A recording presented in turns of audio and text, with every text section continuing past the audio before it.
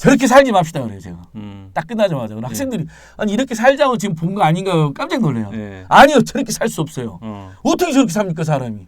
요즘에 이제 안진걸 소장 이렇게 치면은 가장 많이 그 연관 검색어로 나오는 인물이 있는데 누군지 짐작하시죠? 알죠. 꿈속에서도 나타납니다. 꿈속에서까지 나타납니까? 그러니까.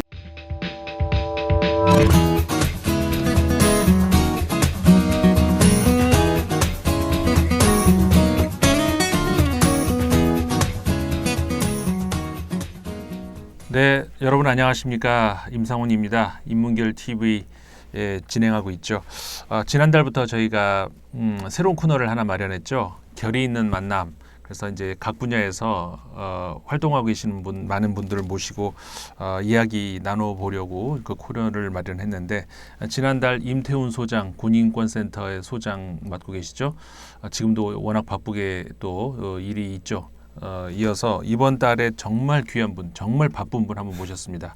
바로 민생경제연구소의 안진걸 소장님 모셨습니다. 어서 오세요. 안녕하십니까. 정말 어렵게 모셨어요. 아니요, 진지가 왔어야 되는데. 네, 그러니까 워낙 바쁘시고. 죄송합니다, 선배님. 우리 인문결연구소. 임상훈 우리 선배님이랑 방송에서 만나가지고 이야기 많이 들었습니다. 유튜브 이렇게 진지가 왔어야 되는데 늦게 와서 죄송합니다. 예, 근데 워낙 바쁘시니까 이해는 하는데 아니 근데 그냥 바쁘셔서 뭐 워낙 활동을 많이 하시고 그러는 거 뭐 우리 시민들 입장에서 참 고맙고 좋은 일인데 저는 이 움직이시는 걸 보면서 그런 생각이 들어요. 24시간이 도대체가 난 어떻게 이렇게 일을 하시죠? 그래도 쉴 거 다 쉬고 놀 거 다 놀고 술 먹을 거 다 먹고 다만 이제 그 와중에도 예를 들면 이제 고향 가는 길에 사람들은 운전하고 이제 피곤하다 뭐 가족들 이야기하고 뭐 휴게소에서 뭐 먹을 거 먹고 이러잖아요. 저는 휴게소에 가서도 여성 화장실에서 여성들이 줄 서 있는 것을 사진을 찍어서 이게 남자 화장실보다 여자 화장실 면적을 아주 넓게 지어야 되는데 옛날에 아주 차별이 많이 나던 시절에 똑같이 지어놓다 보니까 여성들이 줄을 길게 서는 거거든요. 그 후로 약간 여성 화장실을 더 넓게 지어놨지만 여전히 줄을 서는 거예요. 타면 고속도로 도로공사나 국토교통부에 명절 때는 여성 임시 화장실을 대폭 더 늘려놔라. 그 줄 서서 시 참는 고통, 시간 가는 고통 굉장하거든요. 이런 걸 곁들이는 거죠.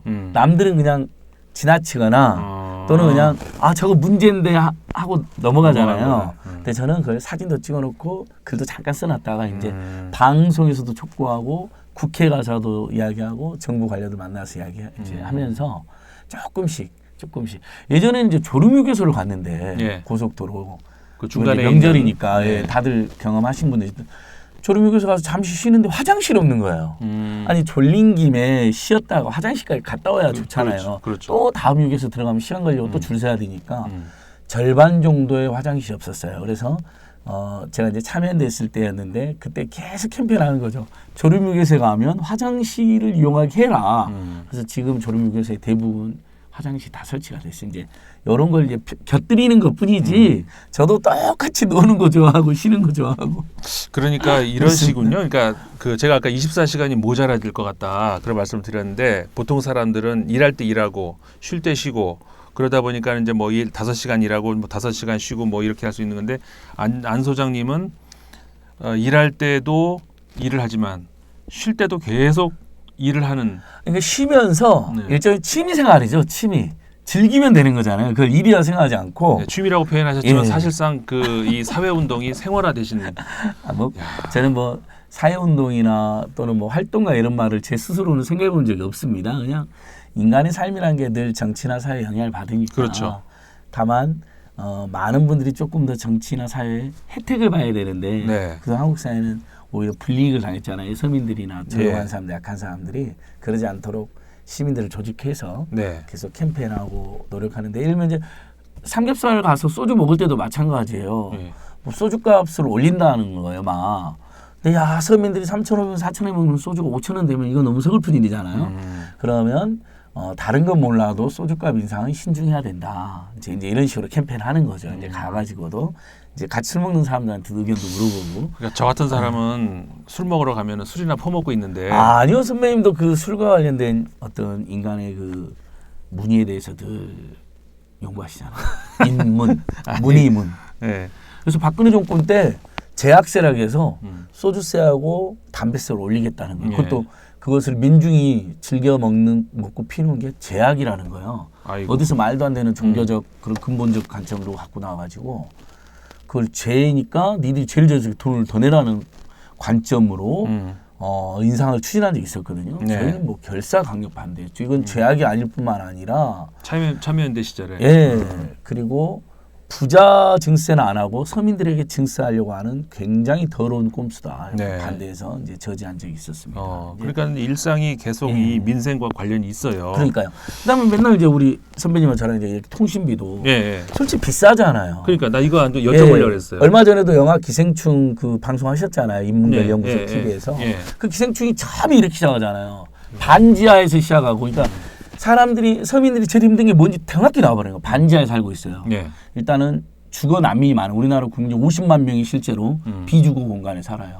주거 공간이 아닌 데서 살고.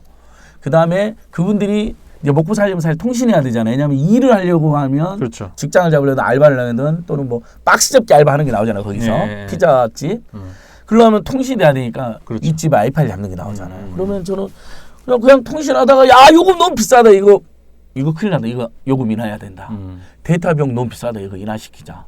데이터 무제한 요금제 너무 비싸다. 하향시키자. 뭐 이제 이렇게 되는 거죠. 삶이라는 게. 근데 다 누구나 아는 이야기 하는 거예요. 특별한 것도 없습니다. 누구나 알지만 그냥 넘겨버릴 수 있는 그런 것을 이걸 끝까지 집요하게 파가지고 결국 개선시키는 이게 결국은 안 소장님의 삶의 어떤 더 많이 개선돼야 되는데 선배님, 시청자 여러분 죄송합니다. 아주 속도가 더디네요. 이야, 대단하시다. 더 노력해야죠.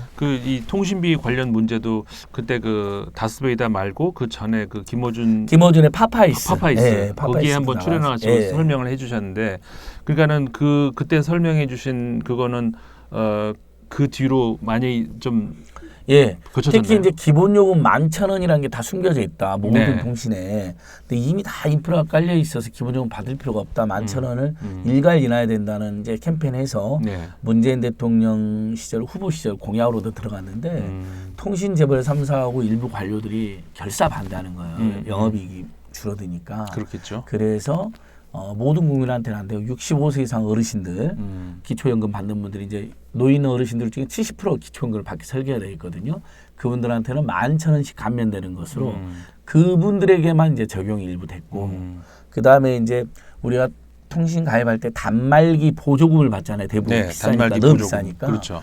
보조금을 안 받는 대신에 요금 할인 25% 선택할 수 있는 제도가 있습니다. 근데 박근혜 정부 때는 20%밖에 안 됐는데 그걸 문재인 정부 들어서 25%로 요금 할인을 상향하고 그 다음에 홍보도 적극적으로 하게 만들고 그래서 지금 이제 우리 시청자들께서도 25% 요금 할인 못 받고 있는 분들은 114로 전화하시면 웬만하면 자기가 해당되는지 알려주세요. 통신사에서. 해당되면 그날부터 25% 요금 할인이 적용됩니다. 그러니까 114에 전화를 해서 내가 이 선택약정 요금 할인 대상이냐 아니냐 받을 수 있냐 없냐 그러면 얼마 전에 단말기를 교체하셔서 단말기 보조금을 받으셨네요. 그러면 그 경우는 안 되는 거죠. 보조금을 받았기 때문에. 근데 다만 보조금을 받았지만 약정기간 6개월 미만밖에 안 남았다. 그러면 그때부터 20% 요금 할인이 되는데 이걸 모르시는 분들이 많더라고요. 그러니까 약정기간이 끝날 때까지 안 받고 계시는 거예요. 요금 할인인데 6개월 미만이면 6개월 미만이면 그러니까 보통 24개월 약정하잖아요. 그래도 18개월 이상 버텼으면 나머지 6개월 동안 25% 요금 할인이 적용되니까 6달에 25%면 예를 들면 10만 원짜리 요금제 2만 5천 당장 저 같아도 이게 지금 그 전화기를 그냥 제가 산 건데 그럼 저는 해당이 되는 거네. 당연히 전화기를 공기계 선물 받은 사람 뭐 경우에 따라서 어디 뭐 산업 속에서 주워 갖고 어디 갖다 줄 수도 없는 경우 물론 이제 경찰서로 갖다 줘야 되는 원칙이지만 어쨌든 뭐 여러 케이스로 자기 폰 갖고 가는 경우 있잖아요. 개통해 달라고. 그 경우는 보조금이 안 나오기 때문에 무조건 20% 요금 할인 대상입니다. 근데 그걸 또 신청 안 하는 분들이 있어요. 대리점에서 말 안 해주는 통신 3사가 적극 정보를 안 하는 거예요. 그다음에 이제 자기가 요금 할인 받고 있다고 생각하는 사람들도 있는데 보통 이것도 요금 할인도 12개월에서 24개월 약정을 하거든요. 25% 요금 할인. 근데 12개월 약정을 했어요. 근데 깜빡 지났는데 신청을 안 해요. 추가 연장을 그럼 또 25%가 요금으로 상향되어 있는 거죠. 그러니까 10달 동안 아니 한 달 동안 1년 동안 10만 원 요금제인데 25% 요금만 해서 2만 5천 원씩 그럼 엄청난 할인 받은 거잖아요. 네. 12만 5천 원, 15만 원이 할인된 거잖아요. 네. 어떻게 말하면.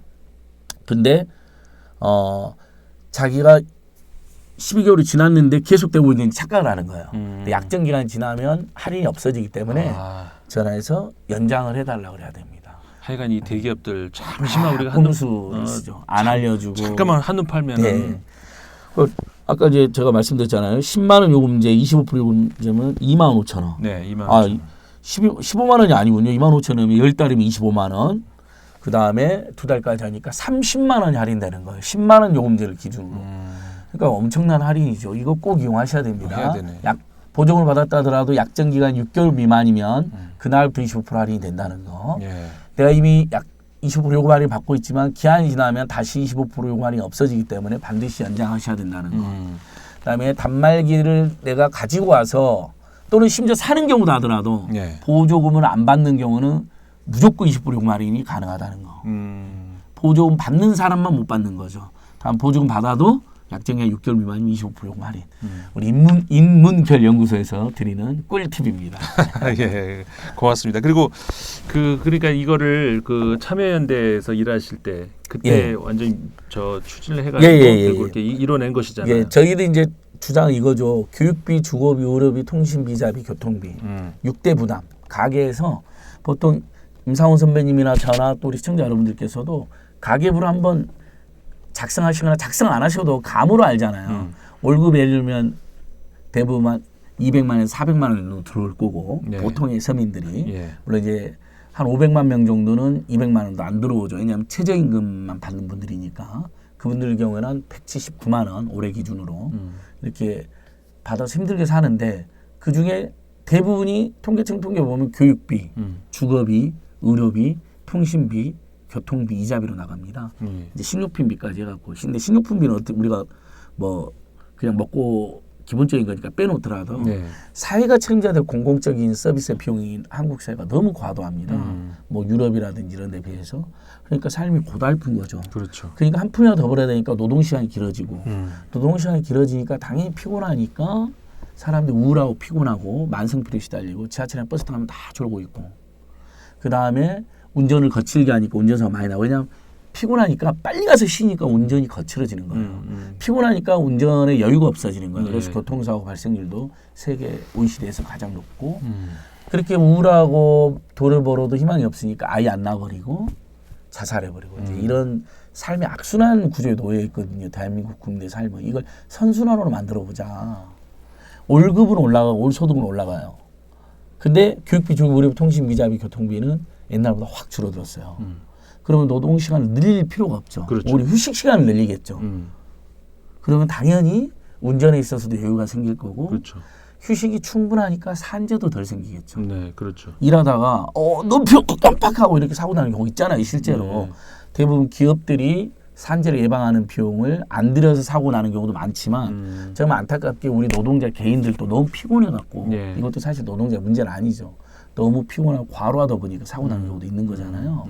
그러니까 이게 악순환인 거고 아까 말한 것처럼 올 소득은 올라가고 교육비, 주거, 의료비, 통신비, 자비, 교통비 등이 확 줄어들어가지고 휴식이 늘어나고 그렇게 되면 당연히 아이를 더 낳을 수 있게 될 것이고 그렇죠. 자살하는 사람도 줄어들게 되는 거죠. 이게 선순환인 거죠. 지금 민생 그 이야기를 쭉 하고 있는데 네. 그 또 안진걸 소장님 하면은 과거에 반값 등록금 요거 예. 이거 굉장히 또 민감한 문제고. 그러니까 우리 국민들께서 그때 많이 기억해 주시더라고요. 반값 등록금 투쟁 때 네. 대학생들 이제 전면에서 열심히 했었었죠. 예.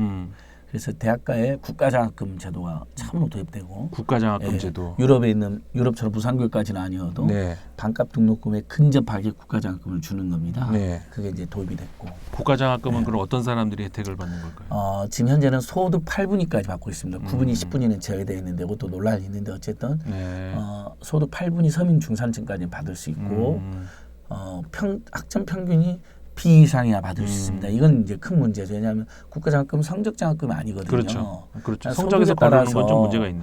예, 공정하게 그냥 대학에 들어오면 누구나 주는 장학금이라는 제도화에 설계됐는데 당시 자유한국당, 지금 자유한국당, 당시는 새누리당 의원들이 네. 뭐 비미만은 장학금 한 푼도 줘서는 안 된다는 억지를 쓰는 바람에 그렇게 옵션이 달려갖고 제도가 도입됐는데 어쨌든 대학생들의 한 55%는 이 국가장학금에 지원을 받고 있습니다. 저는 남은 45%가 못 받고 있기 때문에 소득 기준, 성적 기준이 있다 그러잖아요. 이걸 네. 폐지하거나 완화해야 된다 이제 주장을 하는데 이제 예전에 임상훈 선배님이나 제대 끝날 때는 국가장학금이라는 게 영원이었거든. 한 푼도 없거든요. 다 FM 장학금, 파더 머더 장학금 또는 근로장학금 일부 있었죠. 네. 알바 이제 학교나 뭐 정부나 지자체 관련 일을 하면 제 때 제가 근로장학금 저도 받았었는데 한 17만 원 받았던 것 같아요. 한 달에. 뭐 이제 이런 건 있었는데 국가가 무상으로 주는 장학금 한 푼도 없었거든요. 그게 이제 55%가 지원받으니까 대면 또 많이 좋아지고 있는 거고 학자금 대출 이자율은 문재인 정부 들어서 계속 떨어뜨려서 올해는 2%까지 떨어졌습니다. 그러니까 굉장히 저렴하죠. 하지만 2%도 부담이 되기 때문에 저희는 무이자로 가야 된다라고 이제 주장을 하고 있고요. 학자금 대출 받으시면 옛날에는 바로 갚았잖아요. 여러분 기억나시는 분들 많이 있을 거예요. 2월 달에 대출 받으면 3월 달부터 이자를 내야 되는데 지금은 졸업해서 돈을 벌면 그때부터 갚는 제도로 바뀌었습니다. 취업 후 학자금 상한제. 그러니까 대한민국이 그동안 무슨 변화가 있었냐. 헬조선이다. 살기 엉망이다라는 우리의 많은 민초들의 그 절규는 근거가 있지만 한편으로 이렇게 좀 더 미시적으로 들어가면 그래도 예전에 비해서 계속해서 좀 더 좋아지는 제도, 교육, 복지, 민생 제도는 옛날에 비하면 정말 많이 좋아진 측면이 있는 거죠. 그러나 여전히 모자라니까. 그리고 그 뒤에는 이렇게 안진걸 소장님 같은 분이 평생을 아니요. 밀어가면서 저는 그냥 원 오브 댐이고 어쨌든 많은 시민사회단체와 뜻 있는 정치인들이 근데 마음을 모은 워낙에 대가이죠. 겸손하게 말씀을 하시지만 사실 제가 이제 안 소장님을 이렇게 보면은 있잖아요. 이래요. 아침에 보면은 뭐 카톡이든 아니면 뭐든 간에 어디 저기 그 광화문에 가 있어. 그런가 보다. 오늘 그 일했나 보다. 좀 이따가 점심 때 보면은 어디 저기 천안에 가 있어. 언제 또 천안까지 갔대. 예. 좀 이따 저녁 때 보면은 어디 또 부산에 가 있어. 하루에 전국을 왔다 갔다 예. 하면서 그러다 도대체 잠은 언제 자나 싶을 정도로 진짜 나는 그 뭘 일단 난 다른 걸 떠나 가지고요. 이 건강 유지가 돼요? 그렇게 해서? 좀 피곤하더라고요. 특히 이제 잠을 좀 많이 자야 되는데 제 소원이 뭐냐면 잠을 많이 자는 거예요. 예. 그다음에 전국에 사찰을 다 다녀보는 건데 예. 시간이 없으니까 사찰을 왜 다녀보는? 절. 그러니까. 그러니까 이제 뭐랄까 절을 가면 저 기독교 아니 교회는 가끔 다니는데 이제 일종의 이제 카톨릭에서 말하는 냉담자 비슷한 건데 예. 그래도 이렇게 절에 가면 그 최소 수천 년의 어떤 그런 숨결이 느껴지잖아요. 저번에 전남 장흥에 있는 유치면에 보림사라고 하는 유명한 절이 있거든요. 보림사. 딱 갔는데 그 산 속이 너무너무 고즈넉한 거예요. 그래서 마음의 평화도 느껴지고 그 탑이 신라 시대 때부터 통일신라 시대 때 탑이 있는 거예요. 1000년이 넘는 탑이. 야 정말 인생의 그 유한함, 부질없음도 느끼는 거죠. 그 앞에 서 있으면. 그러면서 정말 내가 잘 살았다는 생각은 안 해요. 저도.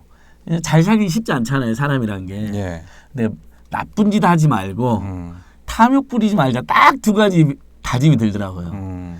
남아있는 인생, 우리가 한참도 알 수 없는 인생이기도 하지만 나쁜 짓 하지 말자. 예.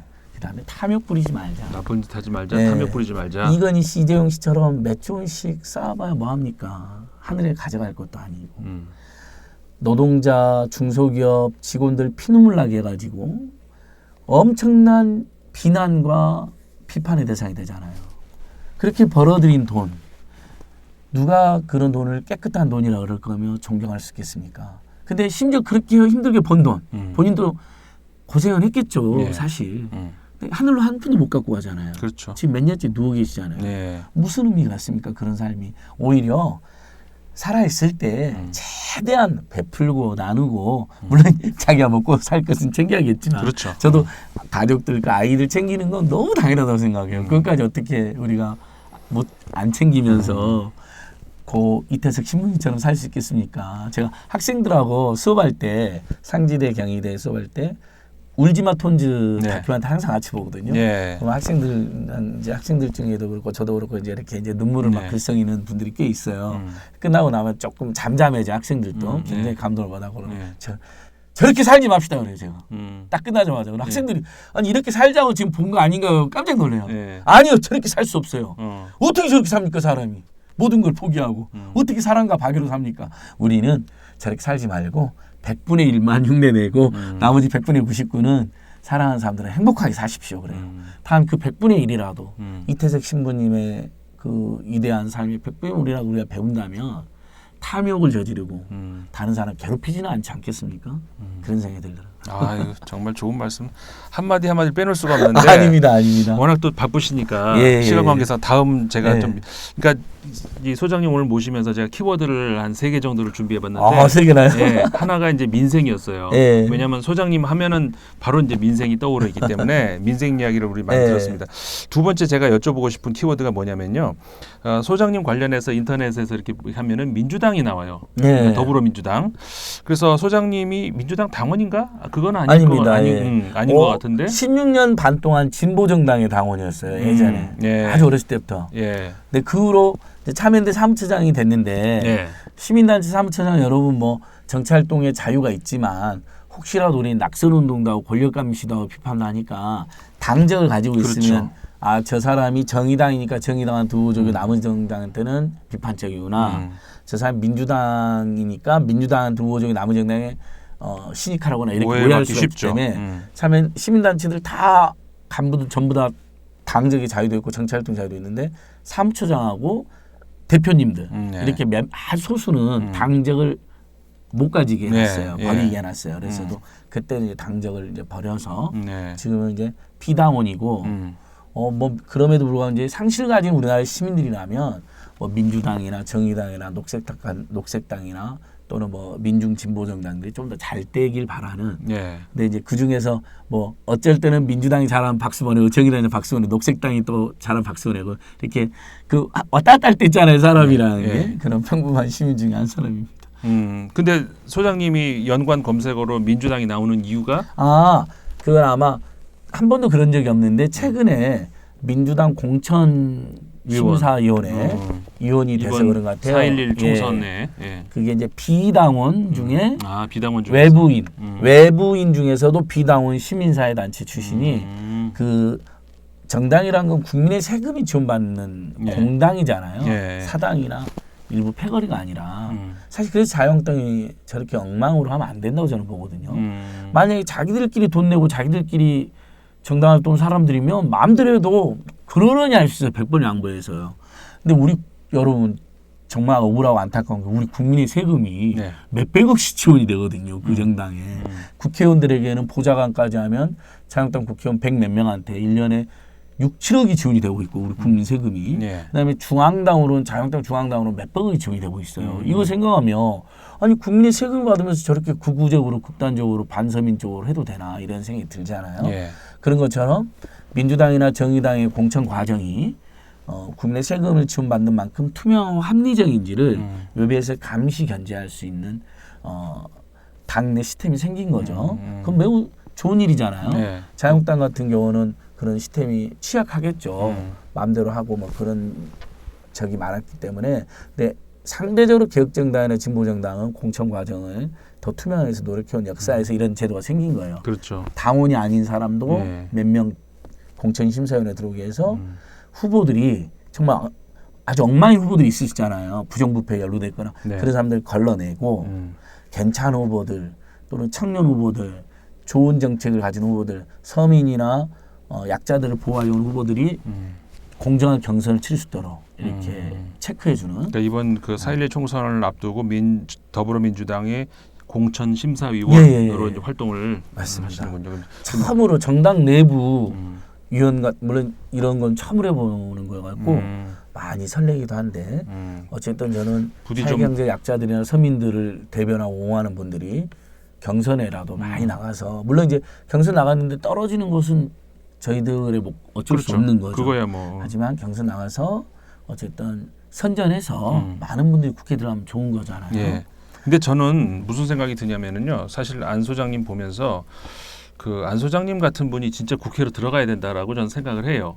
그러니까는 왜 그러냐면은 사실 그 국회에 일단 현 정치 시스템이 그러니까는 그 우리가 이제 직접 민주주의가 아니고 간접 민주주의로 이렇게 되어 있는데 어쨌든 간에 지금 공천의 중요성, 공천 심사의 중요성을 말씀하셨지만 좋은 사람들이 들어가야 되는데 저는 솔직히 개인적으로 나는 국회의원이 돼야 되겠다. 그 목표로 뛰는 사람이 아니고 나는 시민을 위해서 무엇을 해야 되겠다라고 하는 것은 그런 생각하는 사람들이 들어가야 된다 생각하거든요.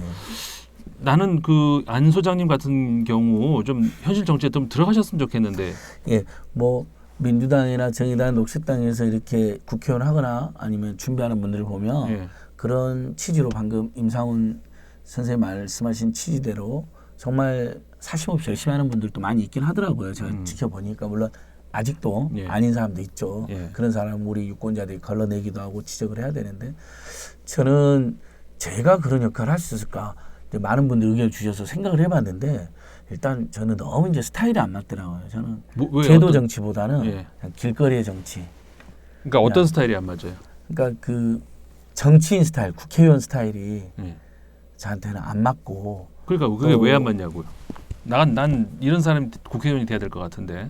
그러니까 이제 제도 정치잖아요. 이제 그렇죠. 들어가서 일정한 틀을 갖추고 법과 제도를 만들고. 소위 말해서 그러니까는 좀 하고 싶은 말도 참아야 되고 경우에 그런 따라서는 면도 있을 수 있고 하기 싫은 말을 해야 되고 뭐 이런 거. 또 아무튼 뭔가 권력이 생기는 거잖아요. 고난이 그게 그렇죠. 좋은 권력, 정당 권력이다 하더라도 저는 뭐 그런 것이 저한테는 굉장히 부담스럽고 두렵고 저한테 맞지 않는 것 같고 다만 저는 우리 길거리에서 삶의 현장에서 이웃들이랑 소주 한잔 먹으면서 좋은 정책 제안하고 캠페인하고 아까도 말씀드린 고속도로 휴게소 갔더니 뭐 라면이 막 5,000원인데 김치도 안 줘. 막 그러면 이제 그런 거 왜 이렇게 이럴 수가. 명동에는 라면이 4,000원에 김치도 주는데 그 비싼 명동에 사설 기관이 하는 데서도 그러는데 이렇게 땅값이 싸고 공공기관 운영하는 도로공사가 운영하는 휴게소가 오히려 더 비싸고 김치도 안 준다는 건 이해할 수가 없는 거잖아요. 경제적으로도. 람보 이야기 모르세요? 람보 이야기. 우리 옛날 실베스터 스텔론이 나왔던 람보. 람보가 우리나라에 와서 라면을 먹었대요. 근데 갑자기 라면 먹다 말고 총을 다다다다다 난사해버린 거예요. 나중에 잡혀서 왜 그랬냐고 물어보니까 내가 그 라면 비싼 건 참아불어. 닭광도 안 주는 건 못 참아불어. 그랬다는. 그렇죠. 그 버전이 몇 개 있죠. 뭐 김치도 안 줘고 닭강만 줘서 총질했다는 사람도 있고 닭강도 안 줘서 열받아 버렸다는 사람도 있는데. 그러니까 그것이 이렇게 돼 있는 거거든요. 간단히 설명드리면 도로공사가 있고 아예 휴게소를 한 전국에 195개 정도 있는데 그 중에 대부분을 대기업한테 위탁을 준 거예요. 그것도 대기업한테 위탁을 줍니까? 중소기업한테 줘야지. 그렇죠. 차라리 중소상공인. 이 위탁하는 사람들은 앉아서 마름이죠, 마름. 그냥 또 입점업체를 모아요. 그래서 수수료 20에 25 받아먹고 있는 거예요. 가만히 앉아서. 도로공사도 받아먹고 있고 이 둘이 50%를 받아먹으니까 라면 우리가 5,000원 내면 우리는 이제 입점업체한테 아니 이렇게 비싸고 단무지만 주세요 그러잖아요. 폭리 아니냐. 근데 입점업체들은 다 보니까 갑을 병이잖아요. 이분들은 라면 값의 절반은 수수료 내는 거예요. 50% 가까이. 그러니까 입점업체하고 소비자하고 싸울 일이 아니었던 거죠. 모든 문제가 그렇지 않습니까? 민생 문제나 서민 문제, 노동자 문제 보면요. 대부분 갑과 을이 다 해먹는 경우가 많고 병이나 정들이 이제 자기들끼리 쌈나고 막 고생하는 경우가 많잖아요. 또 을하고 병이.